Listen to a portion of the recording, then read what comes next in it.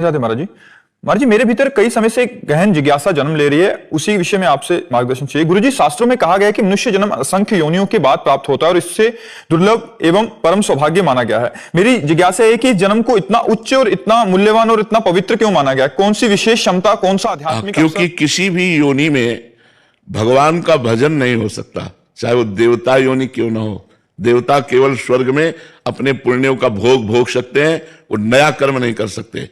नया कर्म केवल मनुष्य योनि में हो सकता है। आप यहां भजन करके ब्रह्म बोध संपन्न महापुरुष हो सकते हैं।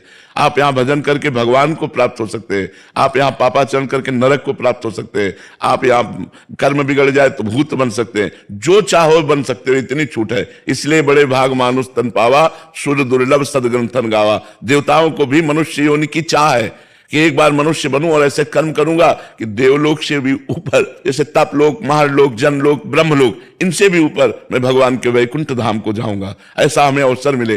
पर हम जब मनुष्य योनि में आते हैं तो गंदे भोगों में भोग कर अपने मन को और मलिन कर लेते हैं और पुनः 84 लाख योनियों में चले जाते हैं। ये साधन धाम मोक्ष कर द्वारा पाए न जे परलोक सम्हारा, सो परत्र दुख पावे, सिर धुनि धुनि पछताए, काले ही कर्म ईश्वर ही मिथ्या दोष लगाए। ये भगवत प्राप्ति के लिए, साधना के लिए मिला हुआ है कि हम अपनी इंद्रियों को वश में करें, मन को वश में करें और भगवान का भजन करके भगवान की प्राप्ति करें। ये दुर्लभता है। ये किसी भी योनि में नहीं। 83,99,999 योनियों में इतनी क्षमता नहीं को भजन कर सके।